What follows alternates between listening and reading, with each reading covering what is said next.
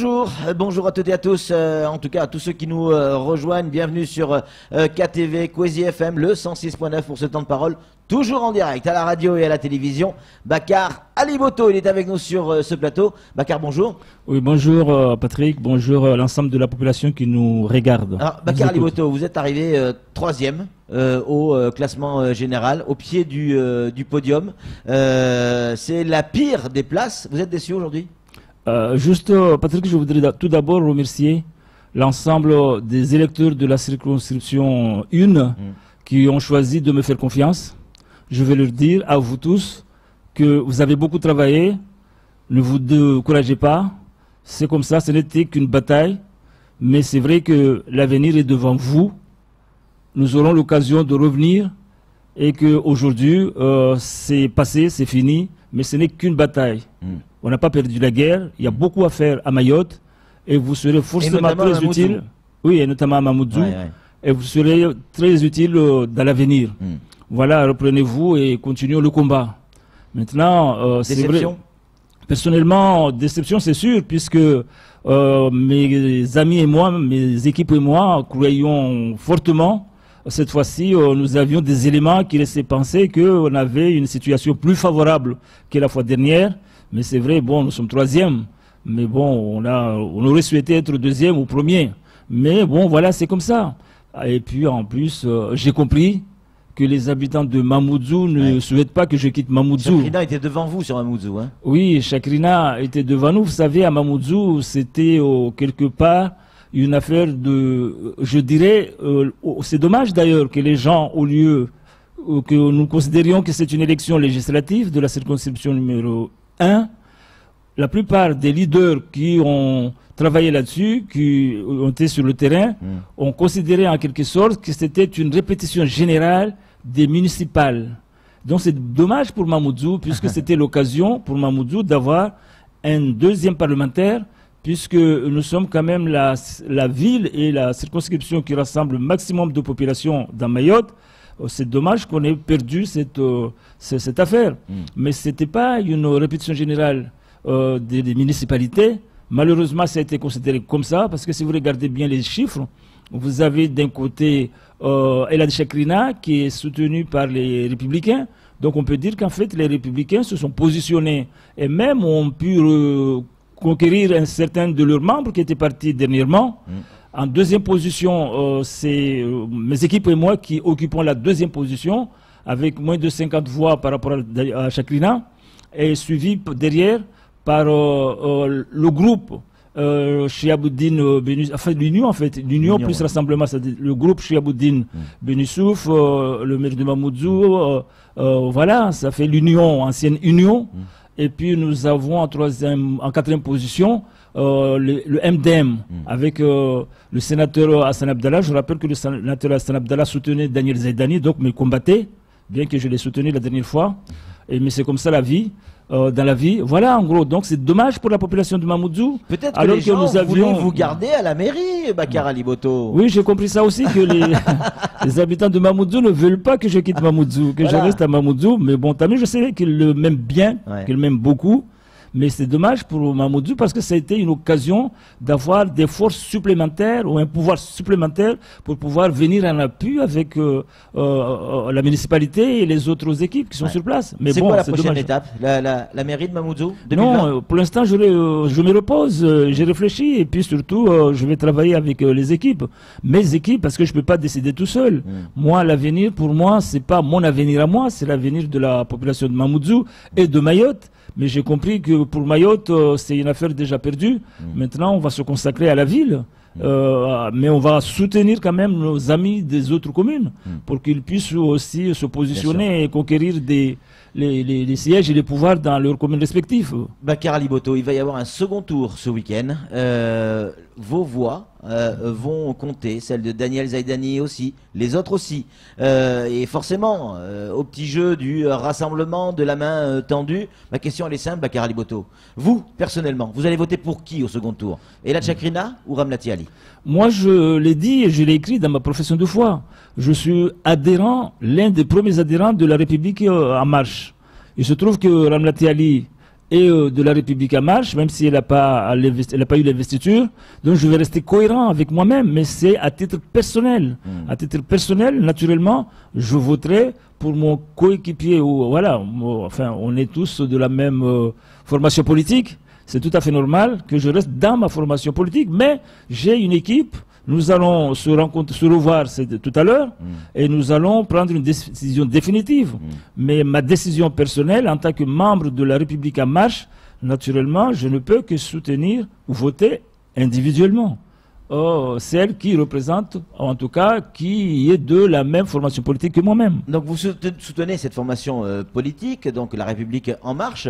On va en faire le lien avec ce qui se passe actuellement sur Mayotte. Vous l'avez vu mieux que quiconque, Bakar Ali Boto. Mamoudzou est un désert, un véritable désert aujourd'hui. Il n'y a plus une voiture qui circule. Est-ce que vous soutenez à la fois le gouvernement et la population qui manifeste dans la rue?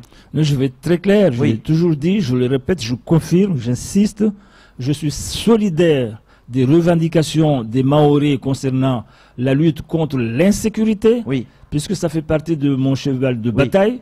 Je l'ai toujours démontré, j'ai toujours été sur le terrain, donc je soutiens le fond complètement, je suis solidaire. Mais c'est vrai, je pense qu'au niveau des formes, il y a des choses à revoir. Surtout, je regrette que l'intersyndicale, les élus, les associations qui ont pu discuter avec la ministre n'ont pas été capables de raisonner la base. Parce que vous savez, Patrick... ça veut dire quoi? Vous avez le sentiment que ce mouvement échappe aux leaders? Non, j'ai l'impression que ceux qui maintiennent les barrages, en tout cas certains leaders qui sont dans les barrages, ceux-là ne prennent pas leurs instructions auprès de l'intersyndicale, ni des élus de ce groupe, ni des associations. Mais il y a d'autres personnes derrière, d'autres mouvements peut-être politiques derrière, qui agissent directement sur ces personnes. Ça veut dire quoi, clairement? Vous voulez nous dire quoi? Que ces barrages sont manipulés politiquement? C'est ça que ça veut dire? Attention, il y a deux choses. Il y a la population et les Mahorais Landa qui s'investissent avec de bonne foi pour défendre les intérêts de la population de Mayotte par rapport à l'insécurité. D'ailleurs, c'est la majorité qui avait envahi les rues la dernière fois. Ce sont déjà de bonne foi. Mais dans l'ensemble, dans les leaders, parmi les responsables, il y a quand même certains qui ne sont pas forcément là pour défendre les intérêts des Mahorais comme la majorité de la population. Et j'ai l'impression, plus que l'impression, que ces gens-là, ce sont ces gens-là qui sont derrière et qui tirent les ficelles. Et ça, c'est dangereux, parce que nous devons rester unis. Nous avons un objectif qui est celui de faire en sorte que la sécurité règne dans cette île pour son développement et que certains derrière tirent les ficelles pour autre chose. C'est pour cela que je dis, j'ai vraiment plus que l'impression que parmi les leaders qui tiennent les barrages, ces leaders-là ne prennent pas leurs instructions de l'intersyndicale, mais les décisions viennent en dehors de l'intersyndicale. Et là, c'est dangereux pour Mayotte, c'est dangereux pour la population, et nous risquons d'être discrédités vis-à-vis de l'État. Parce que vous savez, Patrick, lorsque est-ce que c'est pas l'inverse? Est-ce que c'est pas l'État qui est discrédité aux yeux de la population aujourd'hui? Vous savez, il y a deux choses. On peut discréditer l'État parce qu'on on veut le faire, mais ça ne nous avance pas loin avec ça. Mais ce que je dis, je parle par rapport aux responsables. Lorsque la ministre était là, l'intersyndicale, les élus n'étaient pas obligés d'aller discuter avec la ministre. Mais ils ont fait le choix d'aller s'asseoir autour de la table avec elle et sa délégation. Et même une fois autour de la table, ils n'étaient pas obligés d'accepter le protocole d'accord proposé à l'issue de la négociation. Ils auraient pu quitter la table et montrer leur désaccord vis-à-vis de la ministre et pour montrer à la population leur détermination. Mais ils ont choisi d'être d'accord avec l'essentiel de ce qui a été décidé autour de cette table-là. J'y étais pas. Maintenant qu'ils ont été d'accord, qu'ils ont donné leur accord à la ministre et au gouvernement, une fois sortis dehors, pour qu'ils restent crédibles, le minimum, c'est de pouvoir tenir leurs engagements.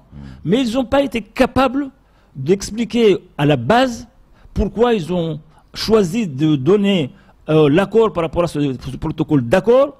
Et par la suite, tout est parti en vrac. Donc nous sommes dans l'anarchie. Ça veut dire quoi? Comment voulez-vous que plus tard, le gouvernement veuille discuter avec des gens qui ne sont pas capables de tenir leurs engagements, en tout cas d'expliquer leurs équipes et leurs bases pourquoi ils ont fait ce choix-là. Ça, c'est dangereux pour la démocratie, c'est dangereux pour Mayotte, et nous risquons de nous trouver dans une situation que nous avons actuellement. Personne ne gère les barrages. Il n'y a personne qui maîtrise au niveau des leaders, que ce soit de l'intersyndical, que ce soit des élus, en tout cas ceux qui sont visibles, qui se montrent, qui gèrent ces barrages. Et on a vu des mecs comme Cambi quand même, hein, monter au créneau, venir sur ce plateau, s'afficher, et c'est clairement un leader. J'ai pu aller sur les barrages et le terrain et les suivre avec une caméra, c'est un leader. Hein. Oui, mais il a participé à la réunion, avec, aux négociations avec la ministre, non? Je ne sais pas moi. Ouais. Est-ce qu'il a été là ou pas? Ouais. Il a été là avec ses équipes, avec ses amis, il a approuvé ce qui a été décidé autour de la table, mais pourquoi ce double langage dans ce cas-là? Mais ils n'étaient pas obligés d'accepter ce que la ministre leur avait proposé. Une fois qu'ils ont accepté, pour être crédibles, il faut qu'ils puissent expliquer ça. Non, mais la base n'était pas d'accord, Bakar Ali Boto. Non, mais c'est pas que la base n'était pas d'accord, ils n'ont pas été capables de l'expliquer. Vous savez, la base ne demande pas grand-chose. La base demande à ce qu'il puisse y avoir une sécurité pour l'ensemble de la population. C'est une revendication essentielle et c'est la revendication de tous les Mahorais. Si on leur explique clairement qu'il y a de quoi aller dans ce sens-là, je ne crois pas que la base allait continuer dans le même sens. Si la base continue, c'est qu'elle ne croit pas, elle ne fait pas confiance à ces leaders, parce que les leaders n'ont pas été capables d'expliquer. Et par rapport au gouvernement, ça veut dire ces leaders-là, comment voulez-vous que le gouvernement revienne discuter avec eux, alors que ce sont des gens qui sont plus, on peut dire, qui sont plus crédibles maintenant. Ça veut dire qu'il faudrait soit que la base se cherche d'autres leaders à qui ils font confiance, qu'ils puissent les présenter pour négocier. Sinon, si on reprend les mêmes pour pour aller discuter, alors qu'ils n'ont pas été capables la dernière fois de montrer qu'ils étaient des leaders confirmés et acceptés par la base, c'est dangereux et c'est pas réaliste. Voilà le danger. C'est pour cela que je dis, nous n'avons pas intérêt, nous Mahorais, à nous diviser. Nous devons rester ensemble, unis. Et pour être unis, nous devons discuter entre nous pour que, avant d'aller discuter avec l'État, avec le gouvernement, que nous soyons sûrs de ce que nous voulons et de ce que nous voulons dire au gouvernement. Sinon, ça va être l'anarchie, comme il semble être actuellement. On n'en est pas loin là. Hein. Voilà, et que ça veut dire en gros que nous perdrons tous. C'est à peu près la même chose que ce qui s'est passé en 2011. Il y avait un accord avec les négociateurs du gouvernement. À un moment donné, les syndicats avaient accepté de signer. Ils devaient aller signer le lendemain, mais le lendemain, ils se sont divisés, ils ont fait autre chose. Finalement, nous avons tout perdu. Parce qu'il n'y a pas eu de protocole d'accord. Donc ça, c'est dangereux. Moi, je pense franchement que les leaders, j'appelle ces leaders, l'intersyndical, les élus, les associations à qui on a fait confiance, qu'ils se voient entre eux, qu'ils se décident une fois pour toutes d'adopter une position commune, celle qui sera la plus proche de la base et des Mahorais.